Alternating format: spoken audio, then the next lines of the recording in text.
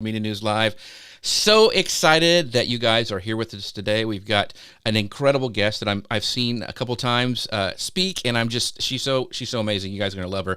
So we're talking about media kits today, and so if you know somebody who's like, I really need to get some, brand deals and sponsorships. How can I do that? What is a media kit? If they have any of those kind of questions, just call them into the show wherever you're watching today. Just mention them down below. This is going to be a show for them. They'll be able to come back and watch the replay. We're going to have so much good content on here. And we also want to make it all about you. So if you have any questions, make sure you ask them in the comment. We'll try to bring those up during the show as much as possible because we want to make this show all about you. The unsinkable Connor Brown, how are you doing today, my friend? I'm doing great. This Friendsgiving that I'll be going to, where I'm making my world famous stuffing, which begs the question, Thanksgiving, what's your go-to dish? Jeff, what do you look forward to the most? So I smoke a turkey almost every year. It's hard to roll them really tight, but no, it's no, I do it out in my smoker, so it's really great. Yeah, so it's one of the things people always ask for. What about you, Cassie? Do you do you have a favorite? Kind of. I have a few favorites. Mac and cheese is one for sure. Yeah. I love potatoes. So usually with my family, we have like 9 potato dishes. So I'll just take a little bit of each. But yeah, I would say the carbs. I'm into carbs for sure. Yes. Yeah. And there's a tradition that we always have. We always have it from, I don't know if from my grandma, whatever, but we always have the cranberry, like, not the like real cranberries, but like out of the can that has the lines of the can on it. You slice, that we have to have that every year in honor of my grandma. So it's just one of those things. So, talking about some really cool people in the room, we've got Tacey, who was there at us at Momentum.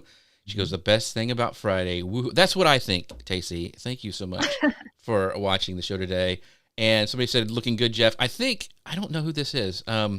She's on Facebook user, but we'll drop in your name and we'll make sure to give you credit for that. Looking good, Jeff, because we want to give credit to that because that's important. We are going to go ahead and get started with the show. Cassie's here. This is going to be amazing. So I'm going to hit go on the old podcast machine, if I can talk, and we will get started.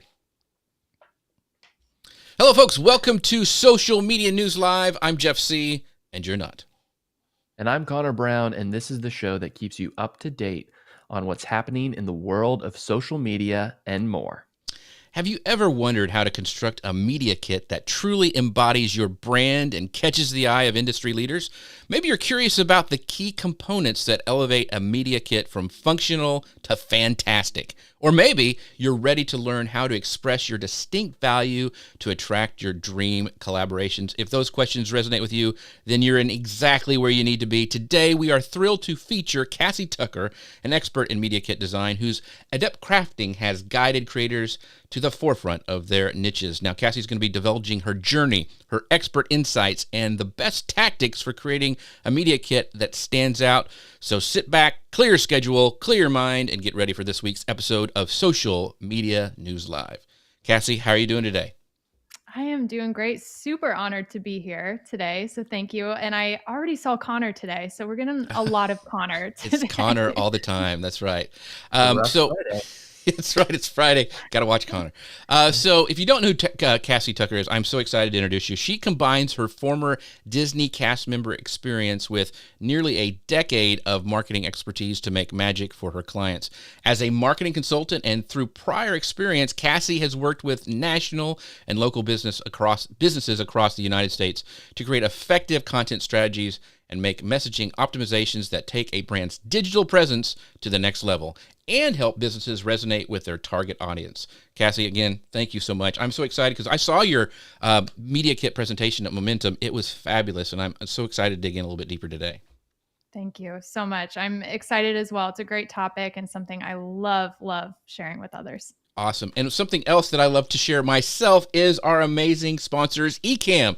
If you haven't checked them out, you really need to. They have an incredible new update that has a bunch of stuff. If you want to check them out, go to socialmedianewslive.com/Ecamm.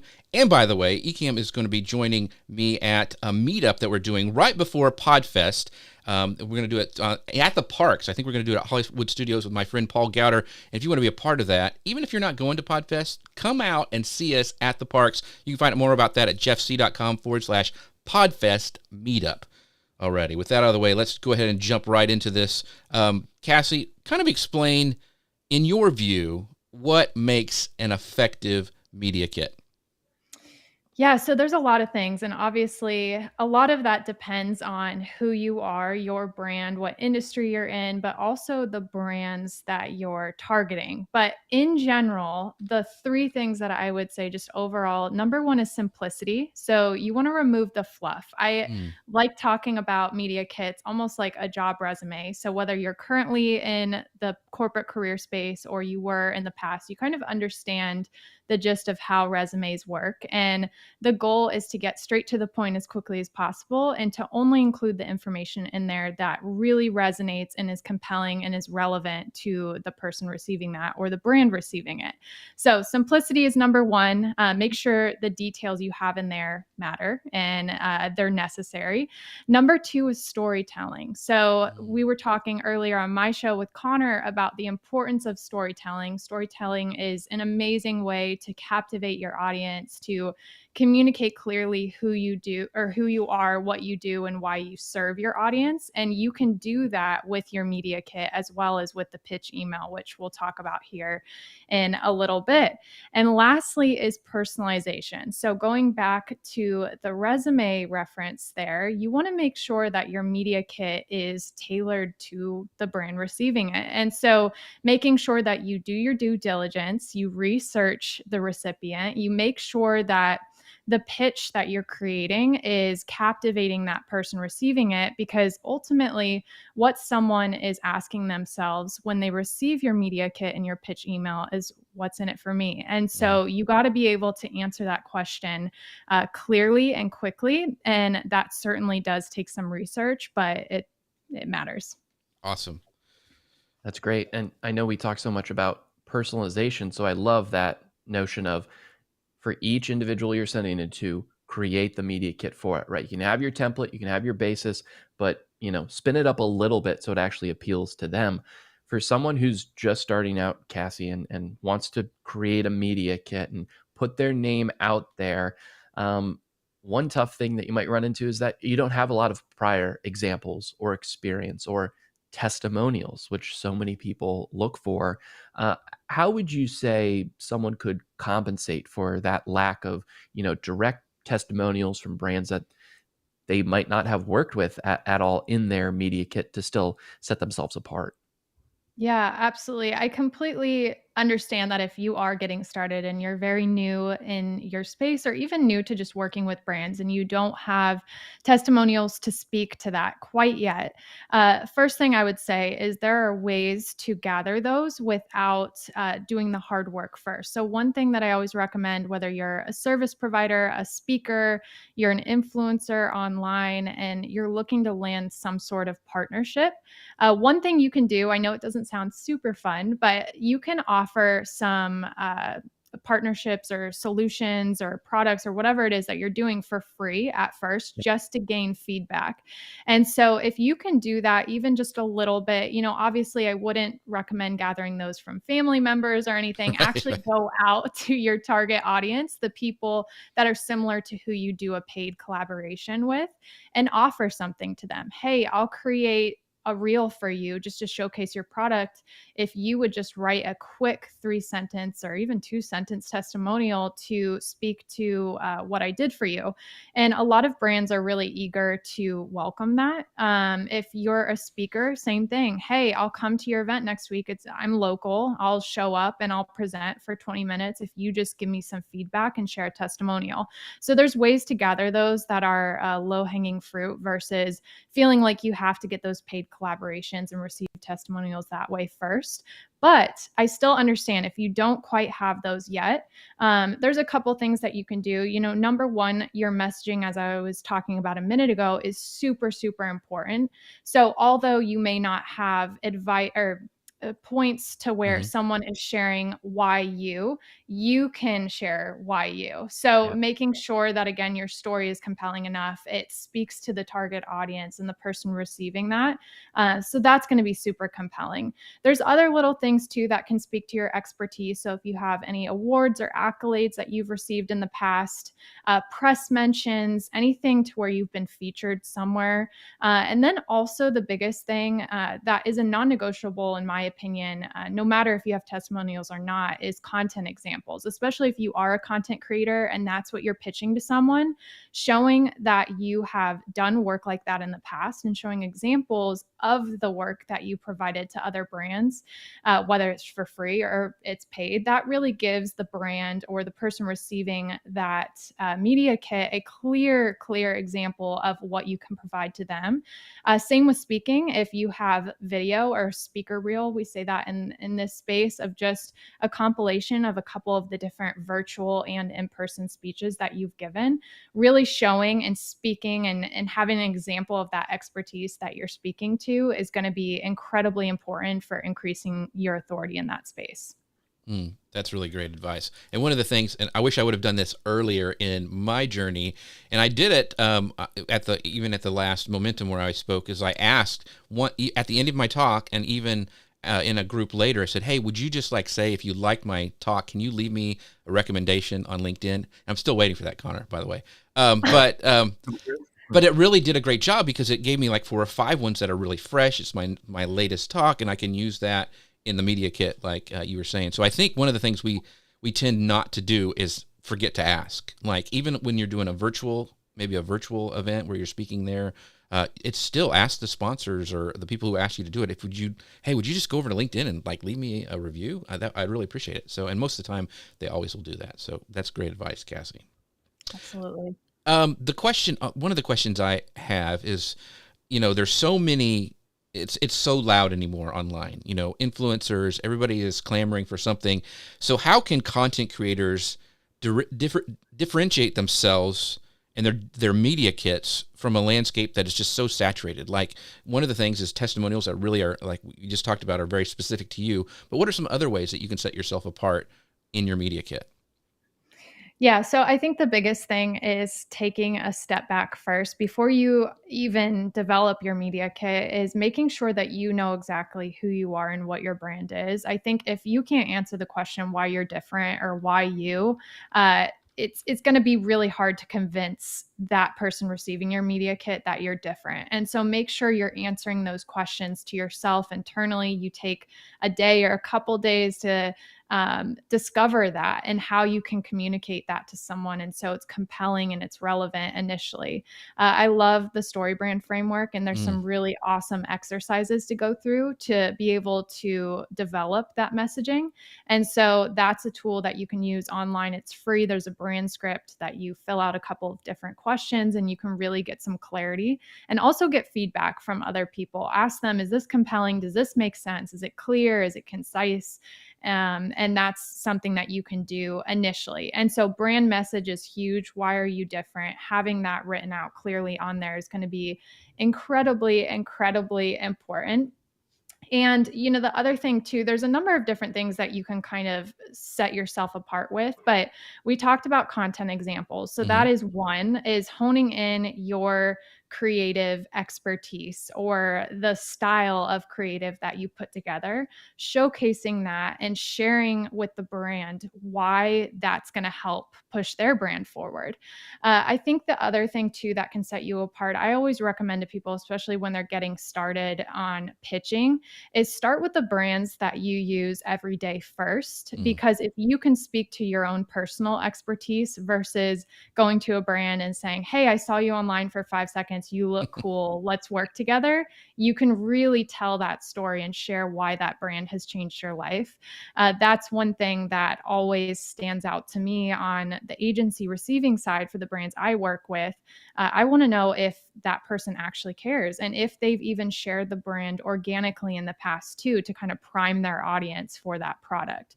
So those are just a couple things. And then personalization too is another one. When you're reaching out to someone, making sure that your media kit's personalized as well as your pitch email, because we all know how many messages and emails we receive every day, especially thinking about LinkedIn. I mean, so many sales messages, and a lot of times you can tell it's just a copy and paste, and the message that they sent shows that they didn't actually pay attention to what you personally do. And so just by making those small catering instances where you can kind of tweak your content for the group receiving it is really going to help you stand out as well.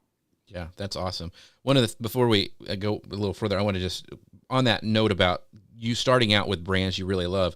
That's how I was able, when I started the show, is I had been using Ecamm for such a long time. I just said, hey, is this something we could work together on? And they said yes. And so that was like, people are like, I can't find a brand deal. I think what you said, Cassie, is so spot on.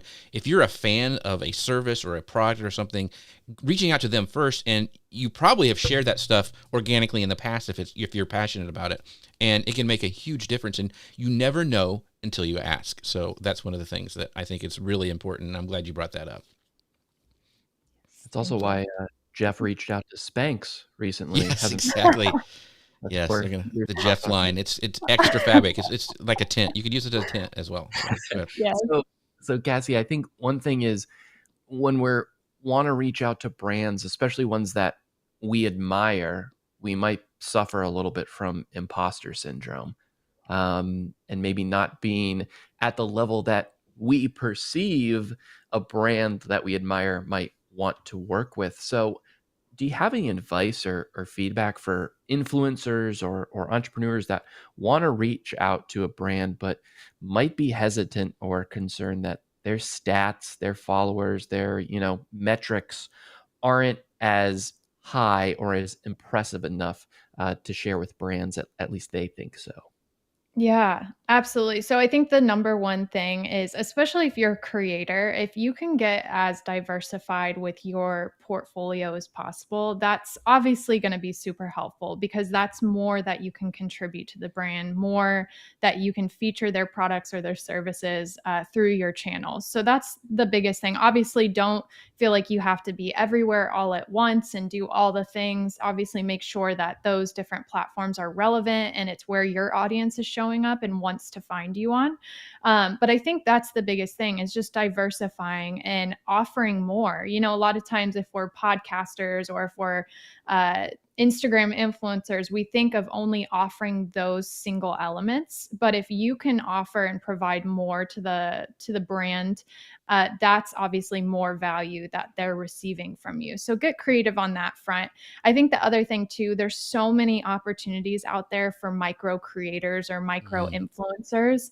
And right now, the age of UGC, for example. So if you create content online, a lot of times now brands are paying creators to just create assets that they can use on their own channels. It's not even necessarily them relying on you to drive a ton of traffic to their brand and promote the heck out of that product or service. But it's more of a creative angle to it, where you're offering up your content creation services to them for a price. So that's a really good way to get your feet wet and kind of start to dabble, in that space. But I think the other thing too is thinking about what skills that you have that you could offer to the brand. So again, it might kind of be outside of the ordinary. Let's say maybe this brand wants to host more events locally in different communities. Maybe you're really organized and you're great at planning events, even though that's something that doesn't necessarily align with your external brand. Maybe that's something you could offer to them as an incentive to work together. And so I think initially get started that way. And the other thing too is, if you haven't done any paid collaborations per se quite yet, affiliate marketing is a really great place to start, whether it's for social media creators or podcasters or email marketers. And so starting to build your statistics that way and show brands, hey, I've driven this many conversions or this many clicks to this brand, and it wasn't necessarily a paid collaboration, that still helps compel that brand to potentially pay you for a collaboration with them. And so there's a couple different ways to get started, but tap into your skills, tap into a range of diversified platforms that you're offering. And ultimately, I think the other thing too is just offer a customized option to the brand. So talk with them, ask for their goals. What are they looking to achieve? Who are they looking to talk to with their brand? And you might be able to come up with something really unique to help both sides. That's awesome. That's great advice. So we have a great question here from Facebook. I think this may be Katie. I'm not sure, but it says Facebook user, but we'll just call her Katie. She goes, how critical and currently what are the channels a brand needs to focus on? Some of the brands we deal with shun away from certain platforms. That's a great question. Yeah. Oh man, that's the golden question of the age, right? So obviously there's, again, Connor and I were talking about shiny object syndrome earlier this morning. There's all of these different things coming out all the time. And even all of these platforms are releasing new features. And, I can remember a time, for example, where Instagram stories weren't a thing, and then Instagram reels weren't a thing, and TikTok wasn't a thing. And so there's always a number of different things rolling out.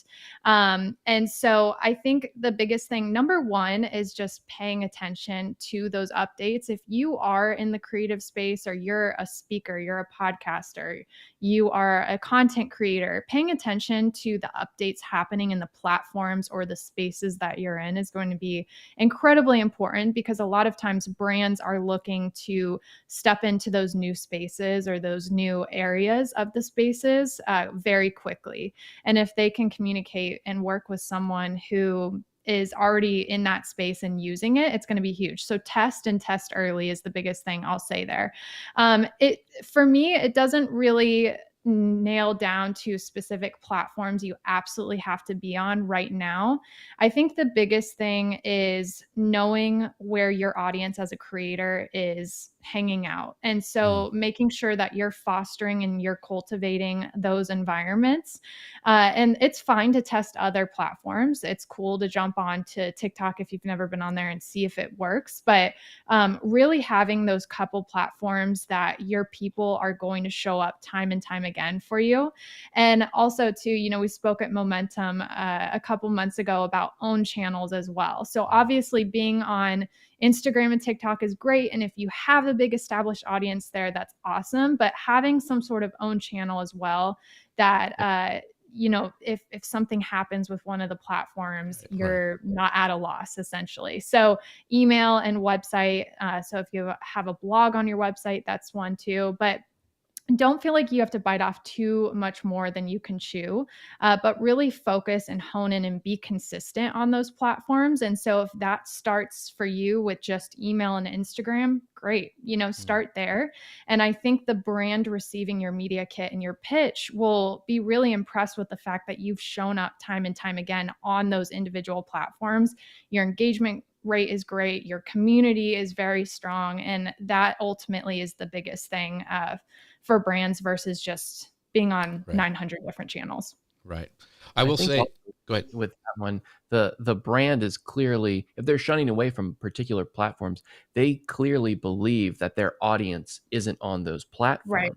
So it's probably safe to say that if they don't believe their audience is there, then maybe your audience isn't the right fit for that product or brand. I mean, we all want to be sponsored by Ferrari, right? I'd love to have one out in the not over here.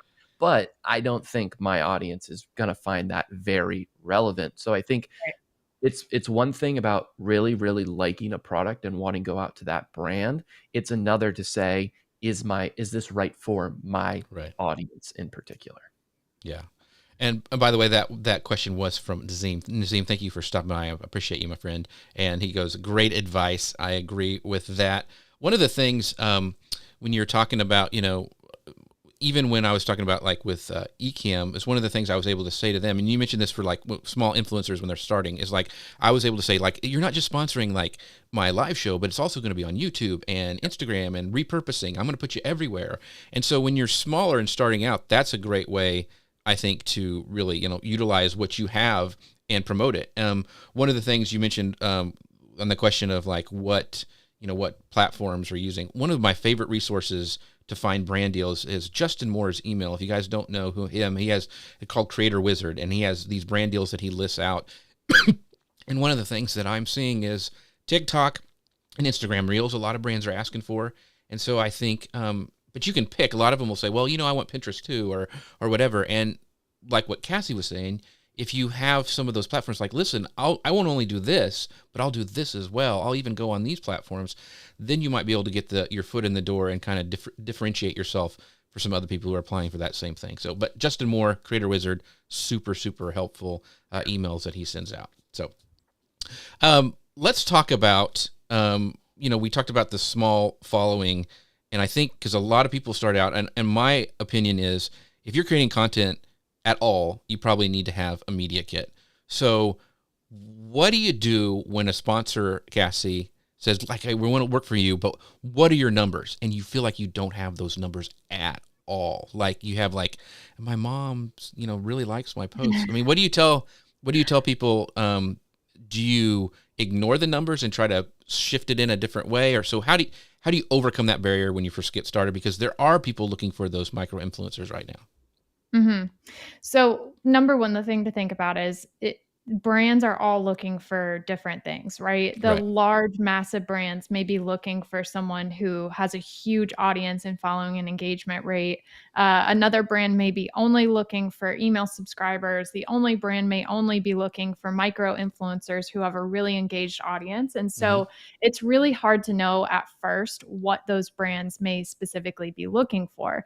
That's not to say that you shouldn't have something to show for that. But I think the biggest thing that I would say to that question is just, again, diversify and offer more if you have to at first, and then go from there. Affiliate partnerships as well is a great place to start, like I said, because ultimately you are going to run into roadblocks where a brand will tell you no because you don't have the numbers they're looking for. And that's okay. It's just not a good fit at that time.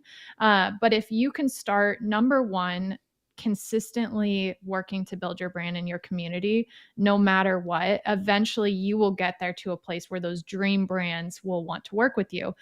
The other thing too, and paying attention to what those brands are currently doing across platforms is, again, you might be able to offer some sort of UGC to them. So when we say UGC, we are talking about user generated content. And so maybe you've noticed that the brand is always reposting other people's content.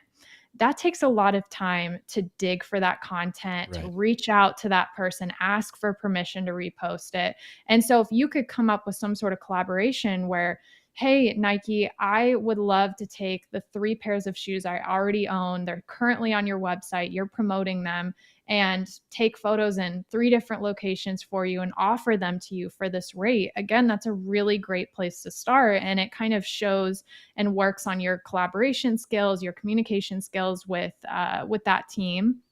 And, again, it's content to put on your media kit to show that you have worked with brands in the past. I told this story at Momentum, but I have a podcast and we've been going at it for a while, and podcast sponsorships are tricky, right? There's a lot of brands looking for very high numbers in that space. But what we have done over time is we have worked to build our community on a couple of very niche platforms. So one of them being LinkedIn. We have the podcast, of course, and we also have an email list. And so what we have been working to do is we've been working to land paid sponsors, but we're not just focusing on podcasting. Hey, we'll mention your brand one time during the span of a 20-minute episode and you're going to pay us X. We say, hey, we're not only going to do that, but we're going to include you in our email list. We're going to post about you a couple times on social. And not everyone does this, but I do some photography on the side. And so we even offered, hey, Cassie's going to take 5 photos for you that you can take. You can use them for whatever you want. And that was a part of our package. And we've landed a couple of really great paid sponsors that way, not solely relying on our podcast following. So that's another thing. Again, just really diversify, tap into your skills, tap into your community, but ultimately don't let it make you lose steam. Continue aiming for community, building that community consistently, showing up for your people over time. And if that is your number one goal, your community and your numbers are going to grow just naturally. And you'll get to the point where you're going to be able to land some of those really big dream-worthy brands. That's awesome. That I wanted to hit that hard because of, you don't know they'll say no unless you ask. And so many times when I first got started, I just didn't ask when I should have, and stuff could have happened instead of waiting. So if you get anything from this, just ask. All they can do is say no, right? I mean, you're not any worse off by asking. So thank you, Cassie. That's really, really great. So I want to move on to this next segment when we're going to talk about kind of strategies for outreach. You mentioned before kind of an email for some of this stuff that kind of goes in hand with your media kit. So how can a content creator effectively personalize their media kit pitch and kind of cut through that noise and not end up on the spam folder? Like you said, we get all those LinkedIn things. I have people wanting pitching to be a guest on my podcast. They have no idea what the podcast is about. Yeah. And I'm like, okay, yeah, that's not going to work. So how do you stand out with like this personalization that you mentioned? Yeah. So it's definitely tricky, and it's a trial and error game, right? So I think the biggest thing too, like I said, is tapping into those brands that you're already using on a regular basis, because that's easy, right? You're able to quickly speak to how you've used the product, or how you resonate with the brand, or why the story was compelling to you when you initially came across the brand. So that's a great place to start first. But let's say it's a brand that you don't have as much experience using or working with. The biggest thing is just do your research. So make sure you're taking the time to discover the brand's mission, vision, the products that they offer, the type of people that engage with the brand online. So you can kind of comb through and look at the people that are connecting most with that brand on social media, the type of content they're creating, the collaborations they're doing, the campaigns they're working on, really showing that you've done the work and you've done your research. Again, going back to the job hunt reference there, I'm pretty sure most people listening would not step into a job interview with no knowledge of the brand or of the business, right? Because that would look kind of silly on your front. So same thing. Obviously it takes time, but making sure that you're doing your due diligence to comb through, get that information, create a compelling story that is crafted to that brand that you're reaching out to. And the other thing I'll say too is a lot of times it's easy just to go onto the website and find the info at email and just use that and reach out to someone. But if you could find a direct connection to someone on the receiving end, that's going to be even more helpful. And the other layer to that too, if you could even do some research on that person receiving the email, don't get stalkerish, don't go too deep. But if you could kind of comb through their LinkedIn really quick, see where they went to school, if there's a connection there, see the brands that they've worked with, the work that they do. And so making that human to human connection as well. And I promise you, getting through to a human versus just a general inbox that receives probably hundreds to thousands of emails a day, it's going to be a lot easier to do that. And there's some really, really, really great tools out there to help you do so. But LinkedIn, a lot of times people's contact information is available to them there on the platform. And so that's a great place to start too. Human connection, as well as just tailoring and doing your due diligence and research. Very cool.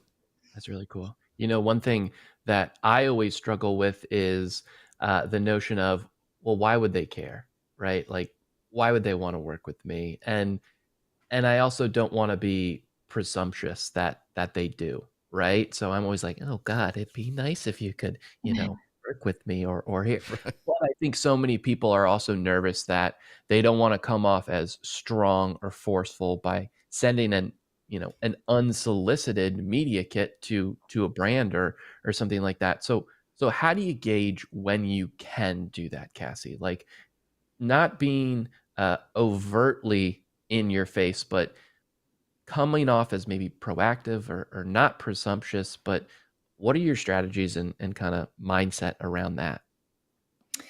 Yeah. So technically speaking, if you think about email inboxes and how they work, there's a lot of different layers of protection that a lot of businesses have on what they can receive in their inbox, especially if an attachment is included or even a link is included, and depending on where it's coming from. And so unfortunately, we don't have the power to control those elements, but a lot of times, unfortunately, some of those elements will flag the email in that person's inbox, or it won't even get to them in the first place. So I would test, I think, depending on the scenario, if you see an open call for influencers, obviously sending the media kit initially to that person is going to be helpful because that's literally what they're looking for. I think also too, if you've seen that they've done a lot of collaborations recently, and that's something they might be looking for, I think it's okay to test. Now, I think the biggest thing is ultimately making that relationship connection first is going to be the most compelling and helpful, just because it shows that you're not quite out there to get what they have and to take advantage or whatever. Not saying you are, but I think ultimately, if you are really personalizing that outreach and making it not feel gross and icky. Like think about the messages that you've received in LinkedIn or what have you. Like think about the things that people have said to you and make sure you avoid some of those elements that make you feel a little gross. So that's the biggest thing. But a lot of it, honestly, is just trial and error. You just have to test a number of different message styles. And I think, too, you could do a discovery outreach email initially. If your goal eventually, we keep talking about Nike, but if your goal down the road is to work with Nike, maybe making that one-to-one connection with someone on LinkedIn or reaching out to them and just saying, hey, really love what you're doing. Thanks for all the work that you're creating, the creative work that you're developing, and just making that first personal connection and over time fostering that relationship. Obviously, that's the long game, but relationships ultimately here are key. And I wish I could tell you that just cold pitches all day long is going to land you a million different opportunities. It can, but ultimately the end of the game is just relationships are so important. But if you don't have that relationship developed yet first, try to spark it. And even if down the road your goal is to work with Nike, but you either don't feel like you're quite there, or you want to work on your brand a little bit before you get there, spark that relationship now, and down the road that's going to be very important for you. I think that is so key. So funny about that. Just one quick anecdote. So on LinkedIn, I go by R. Connor Brown because I go by my middle name, but for, the government wants me to use my first name for everything. So anytime I get a LinkedIn message and it says, hi there, R. Connor, I'm like, no one would ever actually call me this, right? Right. No, you can't just look at that and be like, well, he clearly wants to go by this. No, it's a branding sort of thing. So I know, oh, they didn't take any time, or it's automated and it's just scraping off of my profile. So it starts even with that salutation and thing like that. And when I see R. Connor in my inbox, I immediately delete it. I don't even pay it time of day. Oh my gosh. And spell the person's name correctly. That's the other thing too. I've gotten that so many times where, my name, it's short for something longer, but Cassie, I'll get emails where it's Casey or Casse. And I'm like, listen, that's the first thing you need to do is spell the person's name correctly. And it's first impressions. So it's important. I used to use it when I was in college, I got my first credit card, I went over the limit, and I remember they would call and say, is Jeff Sy there? And I'm like, no, don't. This is Bob, his roommate. He's not here. He's never here. So that always is handy. Credit card. Great. Good fun. Yeah. So we've got another one of our, Momentum attendees. Kira says, I love the idea of diversifying what you offer to sponsors beyond a mention in a video or podcast. So creative.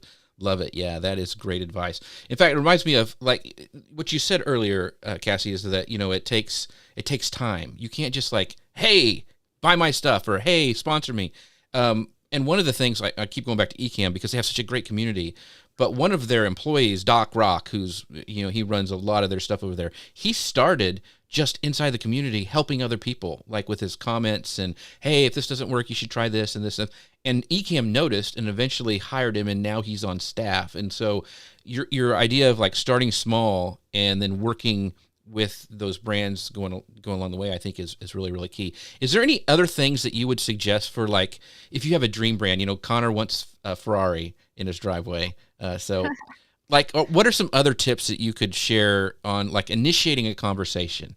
Because that's where it starts. It's not like and it's more than like a cold pitch. Like, hey, like how do you initiate that initial conversation with a brand that you really eventually want to work with? Yeah. So I think one thing that is going to be really helpful is, there's that saying, dress for the job that you want, right? Yeah. So if you can start creating content with that brand without even having a paid collaboration, even if you love the brand and you've never thought about creating content with their products, start doing it. Show what you can create with that brand, because again, those visualization examples of what you can create for that business is going to be huge. Obviously, you can share examples using other products and other services, but if you literally use that brand, or you want to use that brand, start creating content, start telling your audience about it. start showing how you're using it, get creative with the type of content that you're developing using that product. Because if you can genuinely become a organic ambassador of that brand, a lot of times brands are way more eager to work with someone like that versus someone who just reaches out with ever using the product, right? And a lot of times too, I've seen that lead to the brand reaching out to the person first. So that's a whole nother opportunity to keep in mind too. If you really start engaging and connecting with that brand, commenting on their posts, sharing your story about how you've used the product or the service, that's going to definitely connect and with them. So and I think going back to, I know I sound like a broken record, but going back to the element of crafting your pitch email, simplicity is important. If you send an email and it has 7 paragraphs and it's going on this dissertation all about yourself and how great you are, and that's obviously awesome. And you want to back up the authority of what you do and why what you do is working and why it's compelling. But ultimately, again, the brand is asking themselves, what's in it for me? How can you help them? And how can they help you? And vice versa. And if you're not answering that question, someone's going to have to start going into the guessing game, and they're going to do more work trying to figure out how you're going to fit into the bigger picture for them. And so if you can go ahead and initially just answer that question and answer it very quickly in the email, that's going to be huge. The other thing too is email subject lines are obviously really important too. If you think about your email activity in your own inbox, thinking about the different subject lines that capture your attention. One thing that's worked for me well in the past is including the person's first name that is receiving your email in the subject line. So, obviously not making it sound spammy, but working that in that way is another really good thing. And so there's a few different things that you can try, but ultimately the thing I always tell people is just test, send out a bunch of emails, see what's clicking, see what's working. But ultimately focus on that subset of brands that you're already utilizing in your day-to-day, including that story into your outreach is going to be a great place to start. And then you can kind of go from there. So real quick follow-up on that. I want to just come a little bit on the format of the email, because I think what you said is really, really key, is telling the brands what you are going to offer, because it's about them. They don't really care like how great you are and you've been on all these shows or whatever. They want to know what you can offer the brand. So would you put what you offer like in bullet points at the very, very top? How do you usually format that email? Yeah, so I think the biggest thing is you want it to be as organic feeling as possible. So again, thinking about those emails that you receive that are super cringy, like trying to stray away from that. Digestibility is important, right? So obviously not including 900 paragraphs is one tip I always give people. But the other thing too, if you want to break it down either into sections with headlines or in bullet points, to your point, Jeff, that's a really good way to get your point across super quickly. Because if you think about it, whether you're a speaker pitching to event planners or you're a creator pitching to, most of the time, marketing teams or influencer managers, people's times are tight. They don't have a lot of extra time on their hands to go back and forth with someone. And so if you can kind of, again, create that email in a short, concise, compelling way as quickly as possible, and even offering to them, hey, if you're interested, I have more details in my media kit. Maybe in your initial email, you have a snapshot of some of your compelling stats or some of the past work that you've done, or even the content you've created already for that brand. That's going to be really helpful. But short is key, and bullet points are always usually my go-to. And so that's a good way to start. But again, try a couple different formats. Maybe it's headlines with 2 short sentences underneath, and you have a couple of those, whatever you feel like makes sense and whatever's getting some sort of reaction or response. And then you can kind of go from there. Awesome. That's awesome. I know Jeff and I were both Amazon influencers, so we get a lot of emails from brands wanting us to review stuff, and they are some crazy emails. And that's I'm not looking at the product that you're even talking about if this email is not making any sense at all. Yeah. You've crafted your media kit, right? You've got what you think is your perfect email. You send it out into the world to the brands that you want to work with.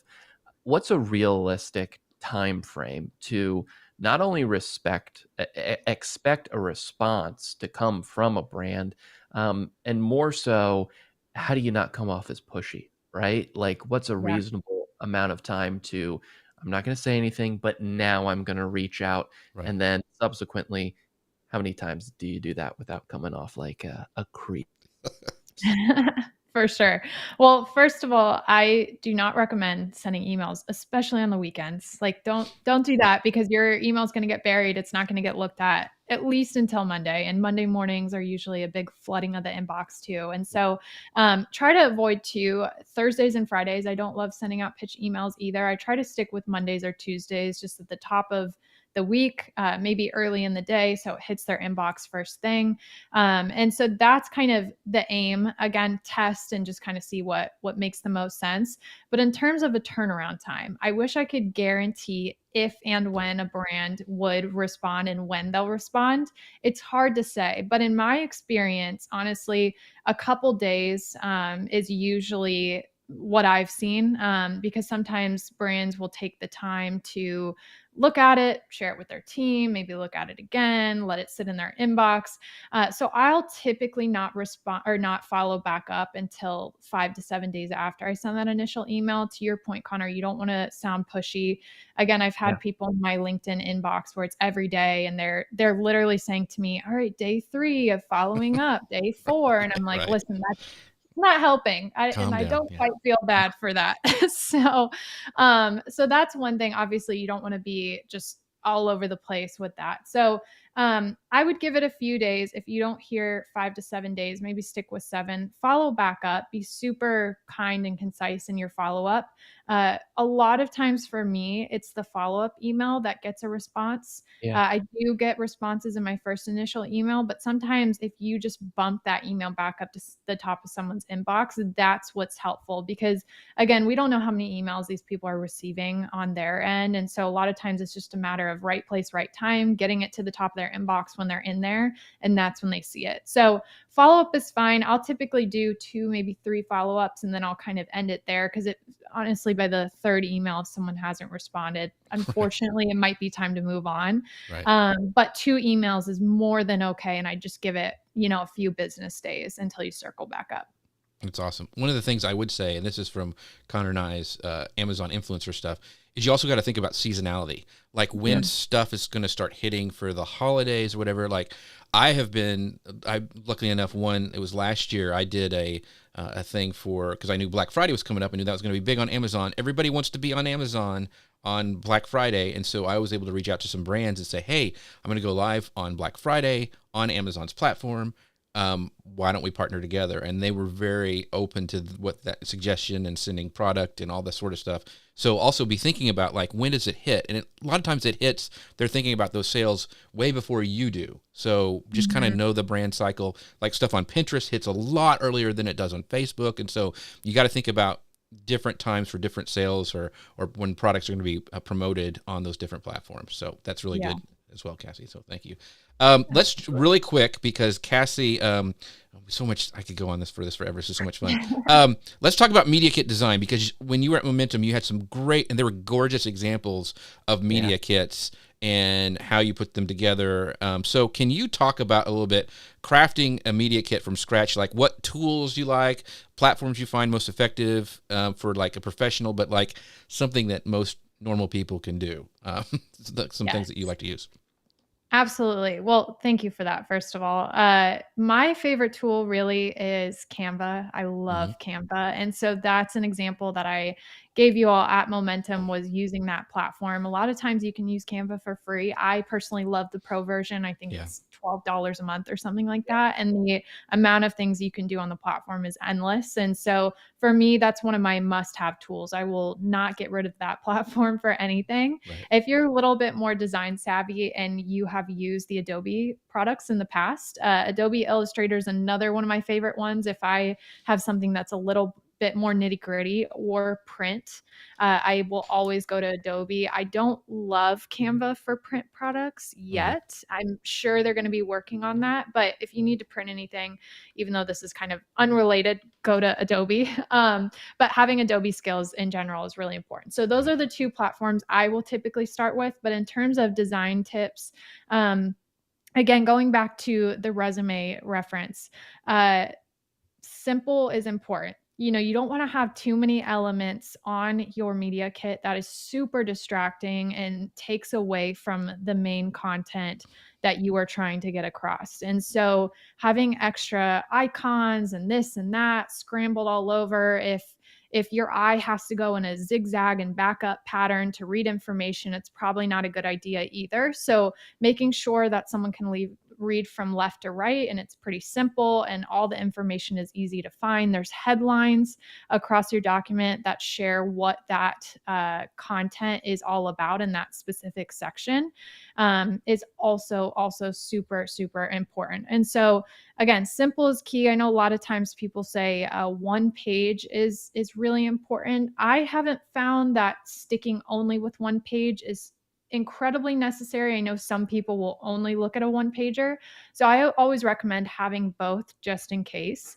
And so I would still keep it within a couple pages. So try not to exceed probably 2 or 3 pages. I wouldn't go too much farther past that. Now, if you do have a lot of different offerings, you have a blog, you have social, you have a podcast, etc., it's probably going to go longer. But you can also, when you're going to send that pitch to someone, you can maybe tweak or cut out some sections of your media kit depending on who you're talking to. So those are the biggest things. And then lastly, which I shared at Momentum as well, is making sure that the branding of your media kit is into your business brand. So if your brand, you use blue and white and yellow, for example, don't use pink and green in your media kit. So making sure everything ties together is incredibly important because you want to create that consistency and you'll start to become known for this brand aesthetic or style.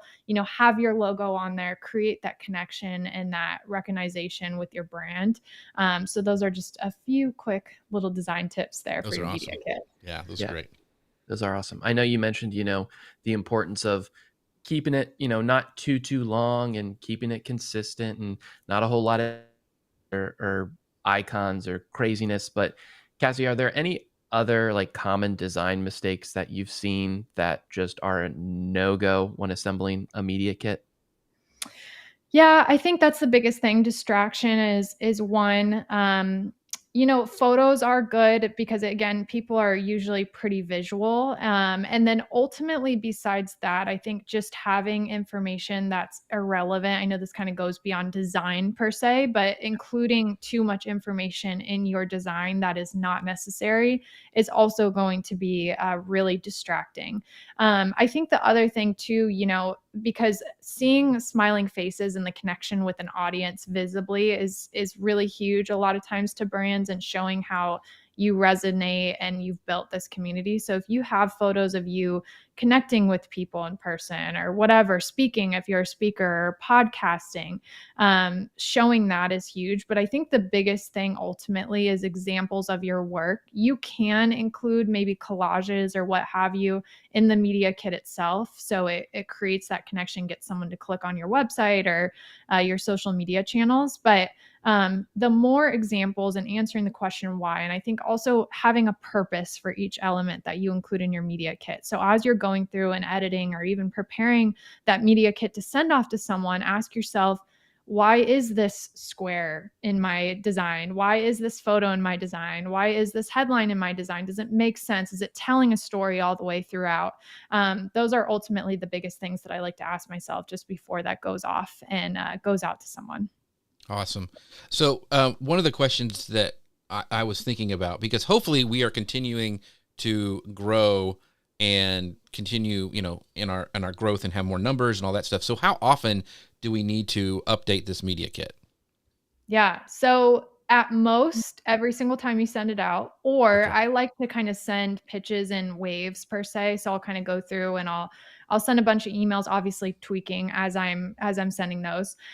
So at most every time you send it out or every quote unquote wave that you're sending those emails out, at minimum monthly. If you are a podcaster or social media creator or even blogger and you're including any sort of updated relevant statistics in your media kit, the goal is to make sure those are updated and relevant. So, and it's to your benefit too, right? So if you last week had 500 streams of your podcast, and this week you have 1,000. Making sure that those numbers are the most compelling and updated and relevant as possible. And those metrics change over time. And same with your audience demographics. I know we didn't talk a whole lot about audience demo, but making sure that the people that are following you and engaging with your content, that they're included in that media kit as well. So making sure that the locations, the ages, the genders are all up to date as well. Because the biggest thing too is you want to make sure that the results and the ROI of your campaign is going to be reflective of your updated data. So number one is don't fluff your numbers. I wouldn't do that. And also just make sure they're updated and they're timely, because it's going to help you ultimately down the road. Awesome. So Cassie, you've talked about the importance of personalizing a media kit when you go out to each brand, but where's that balance and that efficiency if we want a standardized media kit, but we also want to update it for each brand? How detailed are we getting with those personalized ones? Yeah. So number one, I would say it's okay to have a couple different versions of your media kit depending on the type of brands or the type of audiences that you're reaching out to. So that's probably the easiest way to go about it, just because you have it ready to go and maybe you just tweak a couple small things initially, because maybe you work in fashion and you have one for clothing and you have another one for jewelry or what have you. So speaking to those different industries and really showing that brand exactly what you can do for a brand just like them is going to be important. The other thing I would say too, besides your stats being updated, the content examples are really the only other big thing that should be changing on a semi-regular basis. Because if you're changing your story every time you send to a new brand, there's probably something wrong with your brand message, and it may be time to kind of tweak and optimize that. Because ultimately, the people and the brands working with you, there should be some sort of synergy between their audience and yours. There should be a connection. Your audience should resonate with them and vice versa. There should be some sort of synergy there. So ultimately, the idea is not to completely overhaul your media kit every time you send it out, because there should be some sort of fluidity between the brands that you're reaching out to. But having a couple different examples or even having pages that can be cut out depending on who you're speaking to is going to be important. You can also maybe break your pitches down by segments. So maybe you have a group of the clothing brands that you're reaching out to, and then maybe you have jewelry. So maybe Wednesday I say, okay, today I'm going to only reach out to clothing brands, and I have a media kit that's kind of tailored to that group. Or maybe next week I'm only going to do speaking engagement pitches, and I have educational groups that I'm reaching out to, and so I have my media kit that's kind of tailored to that group. So that's the biggest thing I would say, is just have a couple different versions, but try not to change your message a whole lot. Just make sure that you do have examples of your work, and also the data is as updated as possible too. That is awesome. That is awesome. So we have my friend Mia Voss saying, this is a great conversation, loving all this info. Unfortunately, we have run out of time once again. This needs to be like a day-long show, I think, sometimes. It's just amazing. Cassie, thank you so much for all your great information and everything that you've taught and shared with us today. I want to give you plenty of time to let people know where they can find you, what you've got going on, anything you'd like to tell people where they can find more about Cassie Tucker. Oh my goodness. Well, first of all, thank you both for having me. I'm incredibly honored, super, super stoked to have been here today. But yeah, a couple different platforms. So the biggest thing for me is LinkedIn. I love LinkedIn. So I'm Cassie Tucker over there. My podcast is Marketing Happy Hour. That's marketinghappyhr.com to find all things that. And besides that, yeah, I think that's pretty much it. Those are the two main places that I'm at, but LinkedIn and the podcast are big. Yeah, thank you. Connor is going to be on your show not very long ago, and I know Lou and I were just on not too long ago either, so make sure you guys check out those episodes. Comment on them. Give her a rating and review, and leave some comments on there. That always helps podcasters out. Connor Brown, where can people find the amazing Connor Brown? You can find the amazing Connor Brown at wdwopinion.com and across social media at WDW Opinion for all your Disney travel planning needs. Awesome. Thank you guys so much for this show. It was so much fun. Thank you, Dustin, Kira, Mia, Tacey, everybody who joined us today, and those people who are watching the replay. We appreciate you. We wouldn't be able to do this show without you. And with that, we'll see you guys next time. Bye, everybody.